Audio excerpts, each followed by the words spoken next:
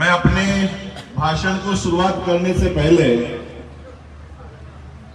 मैं आज यहां पर आने की एक और वजह है, एक एहसान हमारे परिवार पर, इस देश पर, इस देश के मुस्लिम भाइयों ने किया हुआ है और वो आज मैं आप लोगों को बताना चाहता हूं। इस देश का जब संविधान निर्माण हो रहा था, बन रहा था, बनने की प्रोसेस जब शुरुआत हो रही थी, तो इस देश की ब्राह्मणिकल सिस्टम, ब्राह्मणवादी व्यवस्था, बहुत मुस्लिम लोगों को यह पता नहीं होता कि यह ब्राह्मणवादी व्यवस्था क्या होती है, ये चातुर्वर्ण व्यवस्था क्या होती है, हम किस पायदान पर हैं। यहां पर मेरे अनुसूचित जाति के भाइयों बहन माता यहां बैठी है, उन्हें पता है, क्योंकि हमें वहां से रोज गुजरना पड़ता है, उस दौर से हमें रोज गुजरना पड़ता है।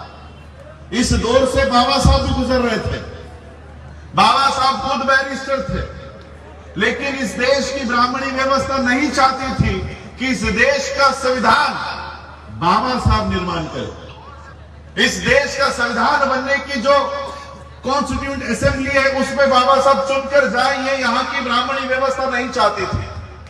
बाबा साहब को आकर इन्होंने कहा कि बाबा साहब, हमें पता चला है कि आप संविधान बनाने की जो पीठ है, कॉन्स्टिट्यूंट असेंबली है, उसमें जाने की कोशिश कर रहे हो। हम आपको बताने के लिए आए हैं कि इस देश के संविधान सभा के दरवाजे ही नहीं तो खिड़कियां भी हमने आपके लिए बंद रखी है। ये बाबा साहब को इस देश के ब्राह्मणिकल सिस्टम के ब्राह्मणवादी लोगों ने बाबा साहब को यह आकर कहा। बाबा साहब किसी भी तरह इस देश के संविधान को निर्माण करने की उस असेंबली में जाना चाहते थे, क्योंकि अगर मैं जब तक उस संविधान सभा में नहीं गया तो इस देश के लोगों के लिए सेफ गार्ड, सुरक्षा कवच तैयार नहीं कर पाऊंगा।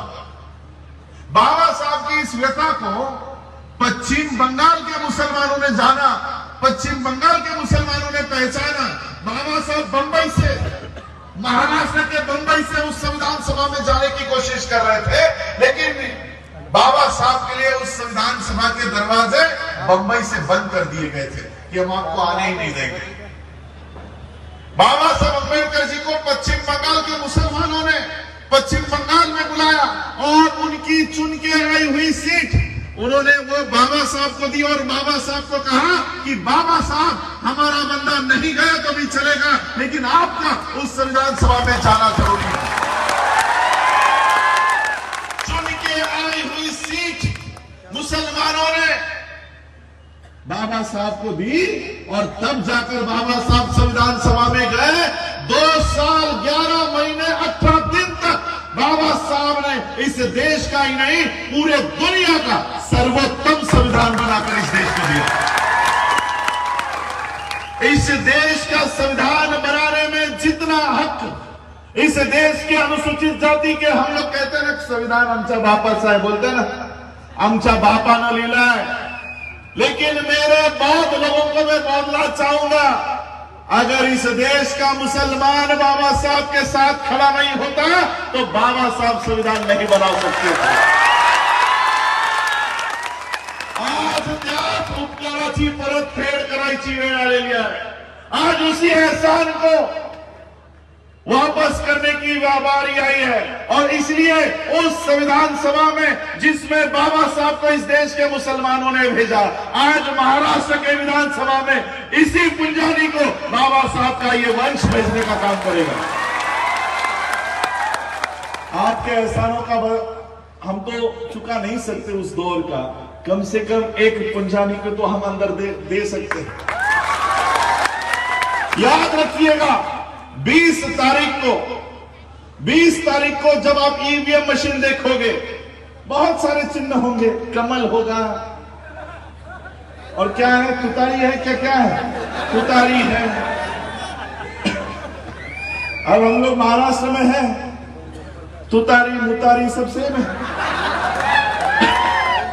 लेकिन जिस दिन ये वोट बटन जब देखोगे तो एक बात दिल में रखना, एक बात जहन में रखना कि इन बटनों के सामने जितने भी नाम हैं, क्या उनमें से एक ने भी जब पैगंबर साहब के ऊपर अभद्र टिप्पणी की गई थी, तो क्या किसी ने भी उसके खिलाफ आवाज उठाई है? ये बात याद रखना, ये बात याद रखना। बाबा साहब अंबेडकर जी ने ये बदला लेने का आपके साथ, मैं आप लोगों के साथ, बहुत लोगों को लगता होगा कि स्पीच में अभी बात कर रहा, नहीं। 2019 में आज भी सीए और एनआरसी के खिलाफ सुप्रीम कोर्ट में मेरी याचिका आज भी वहां पर दर्ज है। शाहीन बाग से लेकर कलकत्ता हो, यूपी हो, पंजाब हो, हर स्टेट में एनआरसी सीए के अगेंस्ट में हम लोगों ने धरना प्रदर्शन दिए हुए हैं। मेरी एक क्लिप शायद मुसलमानों ने सुनी होगी। शाहीन बाग में जब हम लोग वहां पर मोर्चा कर रहे थे, उस समय क्या कह रहे थे? डॉक्यूमेंट दिखाओ, है ना? डॉक्यूमेंट जिसके पास नहीं होगी उसको नागरिकता नहीं मिलेगी। डॉक्यूमेंट में क्या मांग रहा है? 1950 के डॉक्यूमेंट, 1950 से के पहले के दस्तावेज बताओ, कोई भी दस्तावेज, बैंक की कोई स्लिप बताओ, पोस्ट का कोई इंश्योरेंस लिया हो तो वो बताओ, 1950 से पहले कोई जन्म का दाखला हो तो वो बताओ, कुछ भी बताओ। लेकिन 1950 के पहले के डॉक्यूमेंट अगर है तो तुमको नागरिक मानेंगे, वरना तुमको देश से बाहर निकालेंगे। यही है सीए का कानून।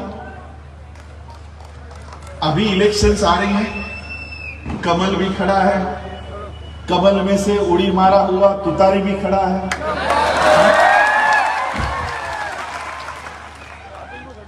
जब ये दोनों भी तुम्हारे दरवाजे पर आए तो उसको बोलना कि भाई साहब हमारे पास 1950 के कोई डॉक्यूमेंट है नहीं, तुमको किस आधार पे हम वोट दें? अरे हमारे पास 2 साल पहले के डॉक्यूमेंट नहीं है, किसी के पास 2 साल पहले के मेरे पास नहीं है, ये 1950 के डॉक्यूमेंट मांग रहा है। और वोट मांगते समय नहीं मांगेंगे, वोट जब मांगना है 20 तारीख को जाओ, आधार कार्ड दिखाओ ना, तब भी बोलेंगे हाँ बटन दबा दो।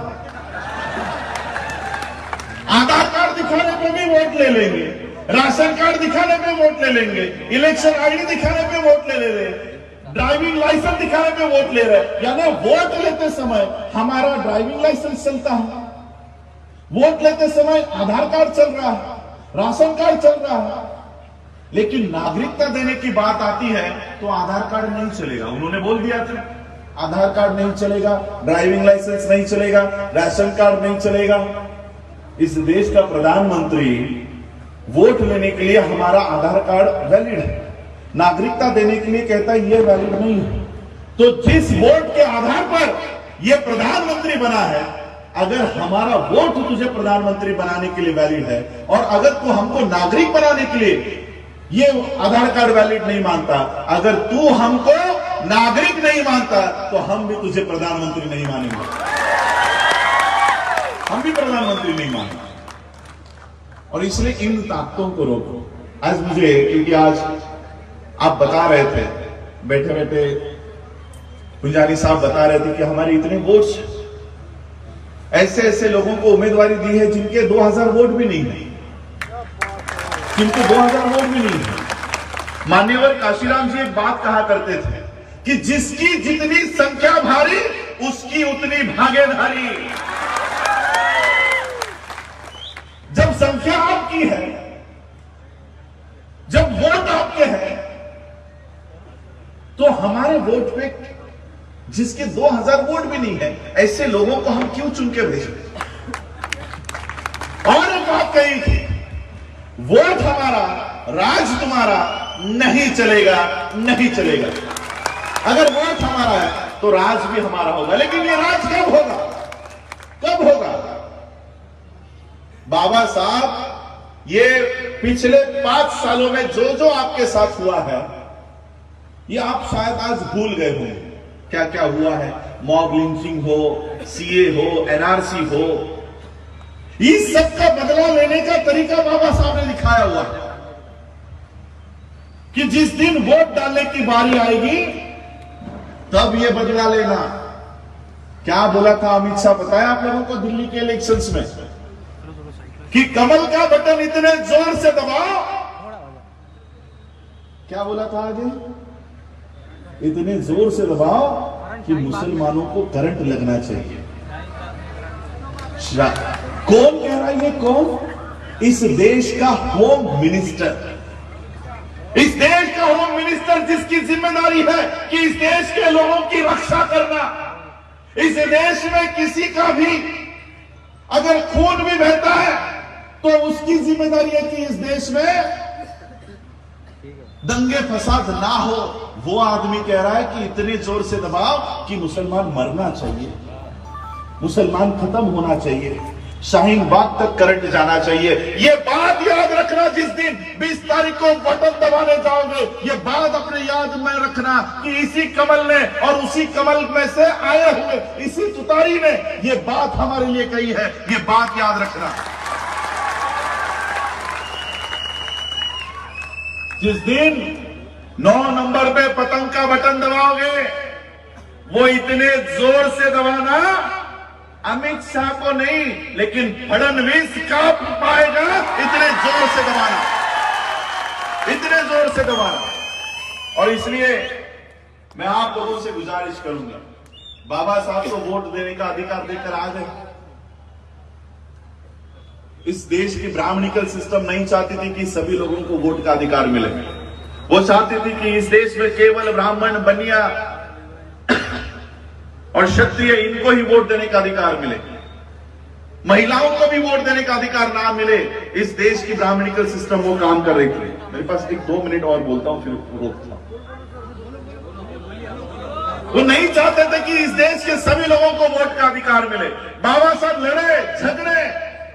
बाबा साहब के लिए इस देश के ब्राह्मणिकल सिस्टम ने काले झंडे दिखाए, बाबा साहब का विरोध किया कि क्यों साउथ ब्यूरो कमेटी को मुलाकात देने जा रहे हो, क्यों साइमन कमीशन को मिलने के लिए जा रहे हो। बाबा साहब ने विरोध का कोई परवाह नहीं की, लेकिन बाबा साहब उनको मिले, उनको समझाया कि इस देश में एजुकेशन के आधार पर नहीं, इनकम के आधार पर नहीं, हमारे उम्र के आधार पर वोट का अधिकार मिलना चाहिए। तब जाकर 18 साल के लोगों को आज वोट का अधिकार मिला है। ये बाबा साहब की देन है, बाबा साहब की देन है। इस देश का वोट का अधिकार हर एक व्यक्ति को मिल रहा है। अंबानी के नीतू को और आपके गीता को अगर वोट का सेम अधिकार है तो वो केवल और केवल बाबा साहब की देन है। वहां पर कोई भेदभाव नहीं। ये वोट का अधिकार देने के बाद इन ब्राह्मणवादियों ने, मनुवादियों ने बाबा साहब से कहा कि बाबा साहब, आपने लोगों को वोट देने का अधिकार तो दे दिया, आपको क्या लगा आपने इनको वोट देने का अधिकार दे दिया तो आपकी सरकारें बनेंगी, आपके लोग चुनकर जाएंगे? हम ऐसा होने नहीं देंगे। इस देश के लोग गरीब हैं, इस देश के लोग लाचार हैं, इनके वोट हम खरीदेंगे, हम खरीदेंगे और अपनी सरकारें बनाएंगे। बाबा साहब ने सोचा ये भी सही है, ये कह रहा है ये भी सही है। हमारे लोग गरीब हैं, हमारे लोग लाचार हैं, शराब के बोतलों पर 500 रुपए के नोट पर, साड़ियों पर बिक जाएंगे और फिर ये लोग इनकी सरकारें बनाएंगे। बाबा साहब ने सोचा और बाबा साहब ने उस व्यक्ति को जवाब दिया कि हाँ, मैं कबूल करता हूं, मैं मानता हूं कि इस देश के लोग गरीब हैं, इस देश के लोग लाचार हैं। तुम पैसों के ऊपर उनके वोट खरीद भी लोगे, लेकिन मैं तुमको बताना चाहता हूं, जिस दिन इस देश के लोग जाग जाएंगे, जिस दिन इस देश के लोगों को पता चल जाएगा कि मैंने उनके हाथों में क्या ताकत दी है, उस दिन तुमसे बड़ा भिखारी इस देश में कोई नहीं होगा, तुमसे बड़ा भिखारी कोई नहीं होगा। इसलिए 20 तारीख को, 19 तारीख के रात से ही आपके बस्ती में शराब बांटी जाएगी। 19 तारीख के रात से ही। क्यों? क्योंकि आप उस रात को इतनी शराब पियो कि आंख आपकी 20 तारीख की रात को खुले। क्यों? ताकि वोट देने का समय निकल जाए, आप वोट दे ही नहीं पाओ। याद रखो, 5 साल में एक रात अगर आप उनकी शराब पियोगे, 5 साल तक वो आपके बहु बेटियों का, युवाओं का खून पीने का काम करेंगे। एक रात अगर उनकी शराब पियोगे, वो 5 साल तुम्हारा खून पिएंगे। साड़ी बंटवाएंगे, हमारे औरतों के लिए। उनकी 5 साल में एक बार अगर उनकी साड़ी लोगे, वो 5 साल आपके बहू बेटियों की इज्जत पर हाथ डालने का काम करेंगे।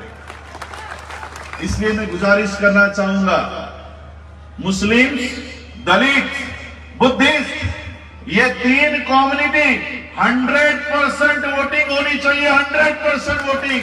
एक भी बंदा छूटना नहीं चाहिए। एक भी बंदा छूटना नहीं चाहिए। अगर कोई आस पड़ोस में गांव में गया है, उससे बुला लो, उसे बुला लो, और इस पतंग को इतना हवा में उछालो कि यहां से उड़ी हुई पतंग वहां अमित शाह देखे कि अरे कारंजा से तो पतंग लहरा रही है। बस मैं इतनी, क्योंकि समय की पाबंदी है, मैं आप लोगों से इतनी गुजारिश करना चाहूंगा, और मैं यूसुफ भाई को अभी से ही, आप लोगों को देख के ही, मैं शायद 23 तारीख को ना आ पाऊं, मैं अभी से ही आपको बधाई देना चाहूंगा कि आज